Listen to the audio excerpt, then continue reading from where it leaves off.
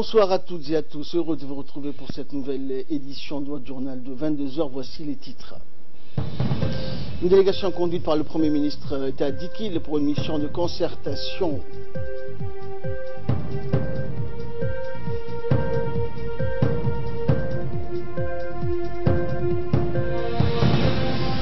Et en Syrie, la Russie arme la Syrie du système de défense aérienne.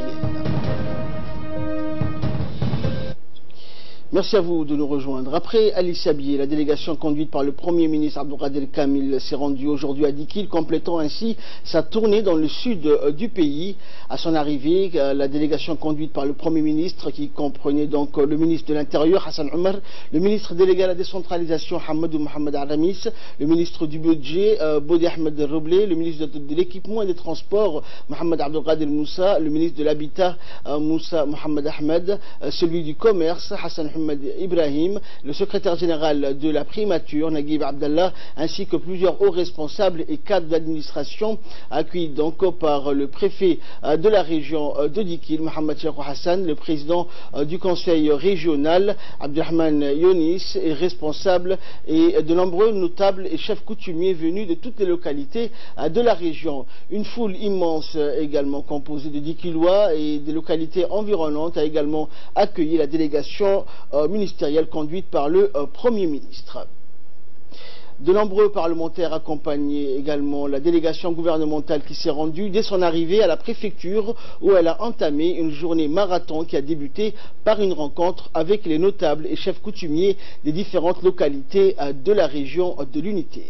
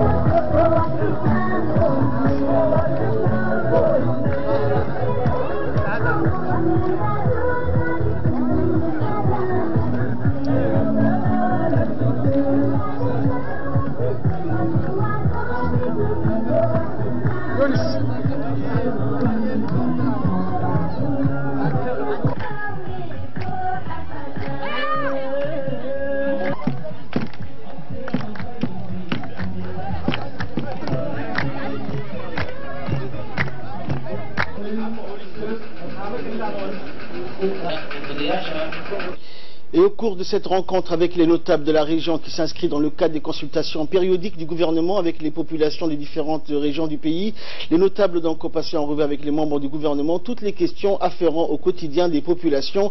Ainsi ont été discutées les questions liées à la question de l'eau, des effets de la sécheresse, la situation du cheptel, l'emploi, les communications, la sécurité et la délivrance des pièces d'identité. Les entretiens avec la centaine de notables avec les membres du gouvernement se sont déroulés dans une ambiance empreinte de franchise et de compréhension mutuelle. Et par la suite, poursuivant ces consultations en marathon, la délégation gouvernementale conduite par le Premier ministre a eu une importante réunion également avec les élus locaux ainsi que les différents responsables des services de l'État en poste à Dikil. La réunion s'est déroulée donc au siège du conseil régional de la région de Dikil. Cette réunion, la plus importante de l'agenda de la délégation, découlait des récentes réunions du président de la République menées avec les différents départements ministériels et qui avaient pour objectif de mieux diagnostiquer et évaluer l'action gouvernementale. C'est suite aux directives ainsi données par le chef de l'État que la délégation a effectué cette rencontre pour évaluer l'état d'avancement et la déconcentration des services et les acquis en matière de décentralisation.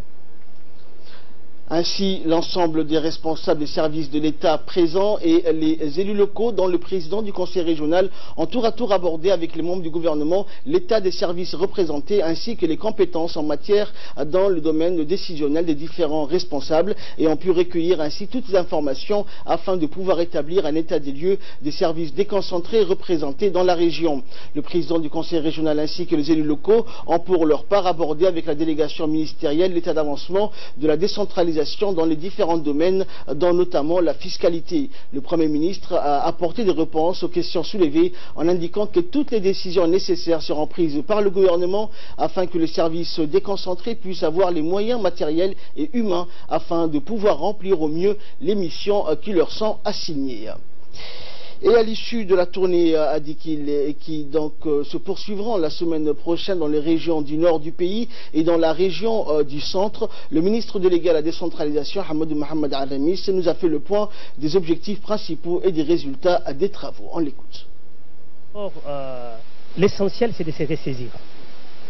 Ce qu'on a pu retirer de ce dialogue, de ces conversations, dont le représentant des services déconcentrés, les collectivités territoriales, la préfecture, les parlementaires ont activement participé. Le constat était unanime.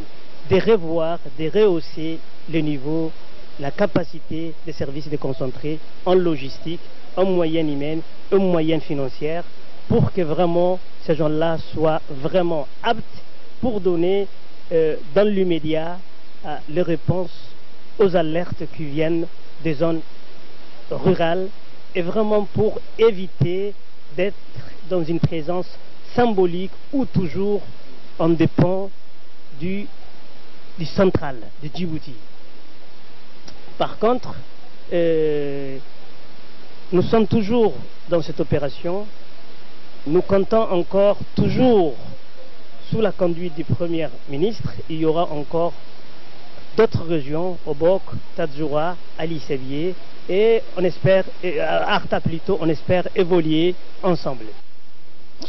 Dans le reste de l'actualité, le ministre des Affaires étrangères et de la coopération internationale, Mahmoud Ali Youssouf, a quitté hier la capitale pour New York aux États-Unis, où il représentera le chef de l'État aux travaux de la 73e session ordinaire de l'Assemblée générale de l'Organisation des Nations Unies. Le ministre est accompagné dans ce déplacement par le directeur chargé des relations multilatérales au ministère des Affaires étrangères. Et comme chaque année au mois de septembre, l'Assemblée générale des Nations Unies ouvre cette semaine ses travaux où de nombreux chefs d'État et de gouvernement doivent intervenir. Les débats et rencontres auront lieu sur fond de crise de multilatéralisme, notamment en raison des décisions de l'administration Trump de se retirer des mécanismes de coopération internationale. Des engagements politiques au sujet des accords sur le climat, sur le nucléaire iranien, des engagements également financiers, des contributions américaines à l'ONU à hauteur de 20 à 25% des organismes d'aide aux réfugiés palestiniens. Tout cela complique la capacité des États à construire une coopération multilatérale. Le thème retenu cette année est d'ailleurs évocateur. Il insiste sur la capacité de faire de l'ONU une organisation pour tous, une force mondiale fondée sur des responsabilités partagées au service des sociétés pacifiques, équitables et durables, indiquant au siège de l'ONU. Le ministre des Affaires étrangères, outre sa participation au débat général, rencontrera également sur place son homologue érythréen Ousmane Salah Mohamed, avec qui il approfondira le dialogue constructif autour d'un règlement du différend frontalier entre les deux pays.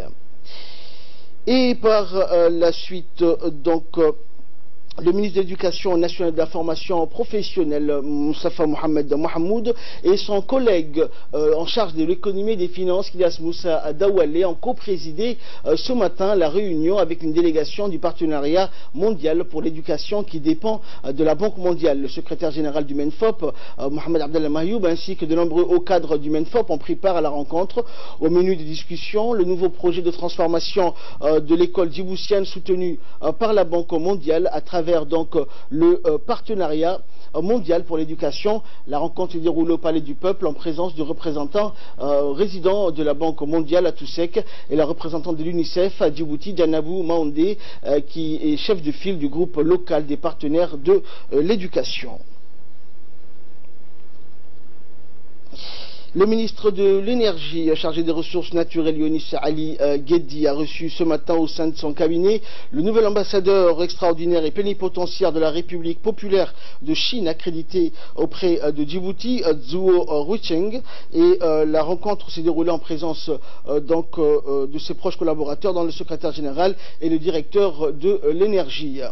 Après avoir souhaité la bienvenue et un séjour agréable dans notre pays à l'ambassadeur, le ministre a ensuite tenu à remercier le gouvernement chinois pour leur collaboration dans le secteur de l'énergie. Les discussions entre les deux parties ont porté également sur le renforcement du partenariat et de la définition d'une vision commune pour appuyer le développement du secteur de l'énergie à Djibouti. Et par la suite, le ministre de l'Énergie, Younis Ali Gueddi, à la tête d'une forte délégation, s'était rendu jeudi dernier à Nairobi, au Kenya, pour prendre part à une rencontre de haut niveau. Avec notamment les dirigeants de la Banque africaine de développement portant sur les perspectives énergétiques des pays de l'Afrique de l'Est. À son arrivée dans la capitale kenyane, le ministre et sa délégation ont été accueillis par son homologue, le ministre kenyan de l'énergie et du pétrole, Charles Keter. La visite du ministre fait suite à une invitation de haut niveau de la Banque africaine de développement, la BAD, dans laquelle l'institution a proposé aux différents ministres et autres hauts responsables du secteur des pays de l'Afrique de l'Est concernés une analyse complète du rapport du diagnostic sectoriel mise en place par ces dernières pour ainsi renforcer sa stratégie de support à l'interconnexion des pays de la région de l'Afrique de l'Est. L'atelier placé sous la houlette du ministère de la Femme et de la Famille et du ministère du Commerce visant à permettre à des milliers de femmes de se connecter à travers un réseau spécialisé pour se lancer dans le milieu d'affaires ou obtenir des financements pour le projet s'est clôturé hier au Palais du Peuple. Cet atelier s'insère dans le cadre du projet d'autonomisation de la femme. Il est baptisé 50 millions de femmes ont la parole. Il est piloté par le secrétariat général de la COMESA. Et le marché commun des pays d'Afrique de l'Est et du Centre sur financement de la Banque africaine de développement, cet atelier a accueilli des cadres des administrations concernées, des femmes entrepreneurs, des anonymes sensibles aux questions liées à l'entrepreneuriat féminin. Et la ministre en charge de la question de la femme et de la famille, Moumine Mohamed Hassan, a indiqué que cet atelier vise à former des experts et points focaux genre des ministères intervenant dans les questions de la promotion de la femme. On l'écoute. Dernière décennie, son Excellence, M. Ismaël Omar Guelleh, président de la République et chef du gouvernement, a inscrit dans l'agenda politique du gouvernement le programme de promotion de l'entrepreneuriat et qui cible en particulier les jeunes et les femmes comme une priorité. Pour ce faire, des programmes et des projets ont été mis en œuvre par plusieurs départements ministériels. Aussi, le gouvernement de la République de Djibouti est conscient et reste convaincu que le développement durable de notre pays ne pourra se bâtir grâce à la promotion de l'entrepreneuriat. Les enjeux de l'entrepreneuriat ne sont pas simplement d'ordre économique. Ils contribuent aussi considérablement à la réduction de la pauvreté. Dans le monde, le paradigme du développement est en train d'évoluer. Cette évolution cible une croissance endogène, portée par les forces productives du pays en fonction de leurs spécificités locales. Cette croissance endogène, durable, inclusive, doit impérativement être génératrice d'emplois. Et selon la Banque mondiale, c'est 450 millions d'emplois en Afrique qu'il faudra créer d'ici 2030, et ceci pour absorber l'arrivée des nouvelles générations. Mesdames et messieurs, des études ont démontré que la progression de l'emploi des femmes entraîne des gains considérables en termes de croissance et de revenus par habitant. Les femmes occupent une place importante dans le développement d'un pays. Elles jouent un rôle majeur dans la création de l'emploi. Pour le gouvernement de Djibouti, il est donc inconcevable de se priver de la contribution à la richesse nationale de cette moitié de la population qui sont les femmes.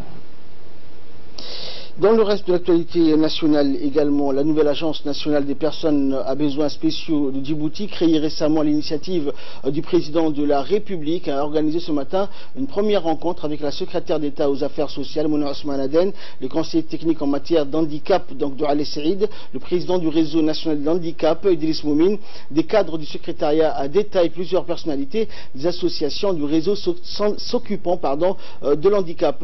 Placée sous le signe de l'échange et de la discussion, cette rencontre a permis d'une part d'informer et de sensibiliser sur l'existence de la nouvelle institution et de ses prérogatives, d'autre part d'insister sur son engagement, sur le combat également qu'elle va mener aux côtés des départements ministériels chargés de l'action sociale. Il convient donc que l'Agence nationale des personnes à besoins spéciaux a pour mission principale de coordonner et unifier les actions nationales, multiformes et internationales, de sensibiliser au respect des droits fondamentaux des personnes à besoins spéciaux et promouvoir l'égalité des chances, assurer la garantie des droits sociaux de base en collaboration avec les départements ministériels concernés par le domaine de l'handicap. Et dans une allocution prononcée à cette occasion, la secrétaire d'État aux affaires sociales, Mouna Ousmane Aden, a souligné à cette occasion que le président de la République, Ismaël Omar Guelleh, avait créé l'Agence nationale pour les personnes à besoins spéciaux avec les honoraires présidentiels. L'agence était soucieuse de répondre efficacement aux besoins des personnes handicapées, soutien social et intégration professionnelle pour les personnes ayant des besoins spéciaux et pour garantir que leurs efforts puissent parvenir à l'égalité des droits et des chances ainsi que l'accès aux soins de santé soit couronné de succès. La secrétaire d'État aux affaires sociales a déclaré que son département ministériel ne ménagerait aucun effort pour soutenir la position de ce segment de la société par la collaboration de l'Agence nationale pour les personnes ayant des besoins spéciaux. Le président de l'autorité des ports et des zones franches de Djibouti, Boubacar Omar Hadi, a eu de multiples rencontres et échanges à Abidjan. Ces rencontres se sont déroulées en marge de la conférence de l'Organisation des zones franches de l'Afrique qui s'est tenue du 20 au 22 septembre dernier à Abidjan. Le président de l'autorité des ports et des zones franches de Djibouti, Boubacar Omar Hadi, a eu notamment des entretiens avec 3 dirigeants de la Banque africaine de développement. Leurs discussions ont porté sur la réhabilitation de la route nationale 1 ou RN1. Il a en outre pris contact avec le ministre nigérien de la planification et au cours de cette entrevue empreinte de cordialité, les deux hommes ont évoqué des échanges autour de la planification des activités des zones franches à Djibouti.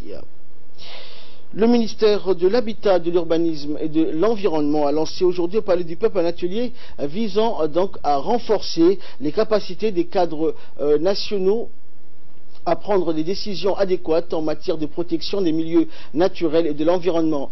Cet atelier s'inscrit dans le cadre de la mise en œuvre des conventions qu'a ratifié la République de Djibouti lors du sommet de la Terre à Rio de Janeiro. Il s'agit de la Convention cadre des États-Unis sur les changements climatiques de 1995, de la Convention sur la diversité biologique de 1996 et de la Convention de la lutte contre la désertification de 1997. 1995, en 1996 et en 1997. L'atelier qui nous réunit aujourd'hui s'inscrit dans le cadre de la mise en œuvre de ces conventions, de ces 3 conventions sœurs appelées communément Convention de Rio. Mesdames et messieurs, le projet de renforcement des capacités nationales pour améliorer la prise de décision et l'intégration des obligations environnementales vise à renforcer un ensemble ciblé des capacités systémiques, institutionnelles et individuelles fondamentales qui aideront Djibouti à respecter et à perpétuer les obligations découlant des 3 conventions de Rio et atteindre la durabilité environnementale. Ce projet aidera également le gouvernement de Djibouti à répondre aux priorités nationales définies dans sa vision 2035 avec ses 5 piliers. Le projet a également pour but de renforcer les capacités nationales afin d'intégrer dans les planifications nationales et locales les obligations des 3 conventions de Rio et maintenir les résultats environnementaux mondiaux en intégrant, surveillant et décentralisant la gouvernance environnementale mondiale. Un incendie s'est déclaré ce matin à la première heure dans le quartier dit Vietnam de la commune de Balbala. L'incendie qui a coûté la vie à une jeune femme de 25 ans et blessé un sapeur-pompier a été finalement maîtrisé par les hommes du feu. Sur plan de dégâts matériels, ce sont au total 4 maisons qui ont été brûlées. On ne sait pour le moment les causes de l'incendie. Cela fait plusieurs semaines que Djibouti-Ville n'a pas connu d'incendie grâce notamment aux multiples campagnes de sensibilisation. L'incendie du Vietnam est aussi le plus grave depuis plusieurs mois pour avoir coûté une vie humaine. Le second incendie s'est déclaré dans les quartiers 3, ravageant tout sur son passage. Les pompiers, mais aussi les forces de l'ordre étaient à pied d'œuvre toute la journée pour sauver ce qui pouvait l'être. Les sapeurs-pompiers qui se sont rendus très vite sur le lieu ont pu maîtriser rapidement le feu. On ne déplore aucune perte humaine. Et le député Ali Farah Abdi et le chef des pompiers, le colonel Mohamed Moussa Mahamoud, étaient présents sur les lieux. Un troisième incendie s'est déclaré cet après-midi également dans le quartier de Balbala, communément appelé Bahash. L'incendie a dévasté quelques maisons. Les secours qui se sont déployés en grand nombre ont lutté efficacement contre la propagation du feu. Je déplore la mort qu'il y a eu ce matin d'une jeune fille de 20 ans qui est morte suite à l'incendie. Elle dormait et l'incendie s'est propagé avant même qu'on arrive. J'envoie mes sincères condoléances à l'ensemble de la famille qui ont perdu leur fille. Inna lillahi wa inna raji'un. C'est une catastrophe. C'est le troisième incendie depuis ce matin. 7 heures que nous avons commencé, que nous sommes en train d'éteindre à l'heure où je vous parle, au quartier 3, boulevard 413. Dieu merci, il n'y a pas eu de perte en vie humaine. En arrivant, nous avons aussi sauvé une personne qui dormait à l'intérieur d'une maison qui avait pris feu. Nous avons sauvé, nous avons circonscrit l'incendie très rapidement, malgré la consistance, et je le déplore malheureusement, et indépendamment de leur volonté, de l'électricité de Djibouti qui a un peu tardé. Ceci étant dit, l'incendie a été fort bien, heureusement, circonscrit par les sapeurs-pompiers de Djibouti. Et j'en remercie la population et les civils du quartier 3 qui nous a énormément aidés, qui ne nous ont pas gênés contrairement à certains autres quartiers dans nos missions. Je vous en remercie. Et après quelques heures, les incendies, donc les premiers secours n'ont pas tardé. La première dame et présidente de l'UNFD, Mme Khadra Mohamed Haïd, a octroyé un don de vivres et autres accessoires aux familles sinistrées du quartier du Vietnam dans la commune de Balbala. Cette cérémonie s'est déroulée en présence de la secrétaire générale de l'UNFD, Fatouma Moussa, du président de la commune de Boulaos. Et outre les officiels, cette cérémonie a vu aussi la participation des familles. Et le don était destiné. Ils ont par ailleurs remercié la première dame et présidente de l'UNFD pour ce geste généreux. Ces familles ont en effet reçu un don composé de vivres de base, à savoir du lait, de l'huile, des dattes, du sucre, du riz, de la farine et des matériels de cuisine ainsi que des matelas. Cette initiative intervient juste après, donc quelques heures après les incendies qui ont frappé le quartier Vietnam. Et dans le reste de l'actualité, l'ambassade du Royaume d'Arabie Saoudite à Djibouti a célébré hier soir au Djibouti Palace Kempinski le 88e anniversaire de la fête nationale saoudienne. De nombreuses personnalités djiboutiennes ont assisté à cette cérémonie commémorative, parmi lesquelles notamment le ministre de l'Habitat, de l'Urbanisme et de l'Environnement, Moussa Mohamed Ahmed, le chef d'état-major général des forces armées, le général de corps Zakaria Cheikh Ibrahim, le président de l'Assemblée nationale Mohamed Ali Hamed, ainsi des parlementaires, des autorités militaires, des hommes d'affaires, des chefs de mission diplomatiques et consulaires, des représentants des organisations internationales et régionales opérant à Djibouti et une multitude d'autres personnalités. Les convives ont été accueillis et salués à leur arrivée sur le lieu par l'ambassadeur saoudien à Djibouti, Abdulaziz Ben Abdallah Al Daoud, et ses proches collaborateurs.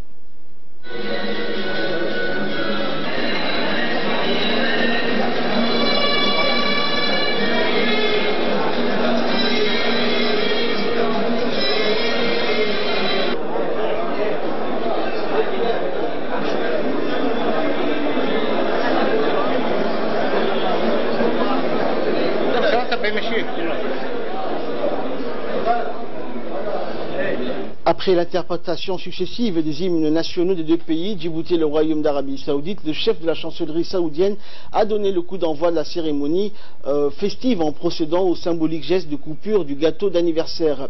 Il faut rappeler que la fête nationale d'Arabie Saoudite marque l'anniversaire de l'unification du Royaume en un État souverain par feu le roi Abdulaziz Abdurrahman Saoud. C'était en 1932.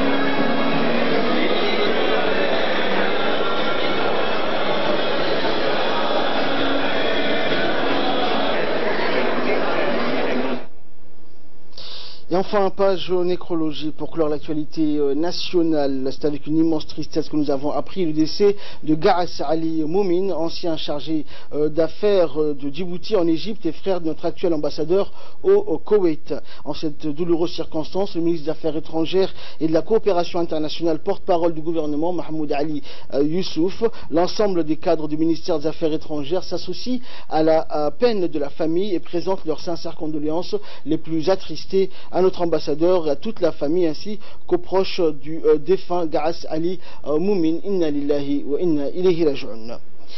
Actualité internationale à présent avec Samatar Saïd. Bonsoir Samatar. Bonsoir Ahmed. Alors Samatar, en République démocratique du Congo, une attaque survenue dans la région de Beni a fait 18 morts et une dizaine de blessés, cette même région étant déjà touchée par l'épidémie d'Ebola. Effectivement Ahmed, au moins 18 personnes ont été tuées hier à Beni, à l'est de la République démocratique du Congo, dans une attaque attribuée par l'armée au terrorisme du groupe Allied Democratic Forces. L'attaque a tué 14 civils et 4 militaires, a indiqué un porte-parole de l'armée dans la région de Makazuka, qui parle également de 9 blessés. Des humanitaires, Ahmed, étrangères se trouvent depuis août dans cette ville au nord de Kivu en raison d'une épidémie d'Ebola.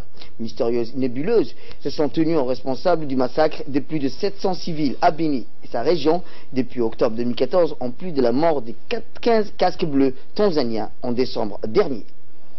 Et nous restons en Afrique, Samatar, présidentielle au Cameroun, une élection qui s'est déroulée sans la présence des observateurs de l'Union européenne. Eh bien oui Ahmed, pour les élections présidentielles prévues du 7 octobre prochain au Cameroun, l'Union européenne n'enverra pas d'observateurs, faute d'avoir reçu d'invitation de la part des autorités camerounaises, a indiqué Yaoundé à Peter Sheikh, ambassadeur de l'Union européenne au Cameroun. Cette perspective est mal, Ahmed, est perçue par les candidats de l'opposition de la société civile. Tout redoute une manœuvre du pouvoir qui pourrait porter atteinte à la transparence et à la sincérité du scrutin. L'Union européenne, pour justifier cette absence d'une mission d'observation de cette élection présidentielle, a évoqué deux principales raisons. La première, Ahmed, tient au dans les Ahmed. Et enfin, nous allons terminer donc avec cette information. La Russie va armer donc la Syrie de systèmes de défense antiaérienne. Effectivement, Ahmed, suite à la destruction par erreur d'un avion russe par la défense antiaérienne syrienne, Vladimir Poutine a informé son allié Bachar al-Assad de la prochaine livraison en Syrie des systèmes de défense antiaérienne, les S-300. Lors d'une conversation téléphonique entre les deux dirigeants, d'ici 2 semaines, l'armée syrienne va recevoir des batteries antiaériennes S-300 dont la livraison décide en 2010 a été retardée, Ahmed, de raison de l'opposition d'Israël. La Russie avait entretenu de bonnes relations avec l'État hébreu jusqu'à la destruction d'un avion éclaireur russe provoqué par Israël, selon Moscou, Ahmed. Merci Samatar et merci également à vous de nous avoir suivis. C'est la fin de cette édition. Excellente soirée sur Télé Djibouti.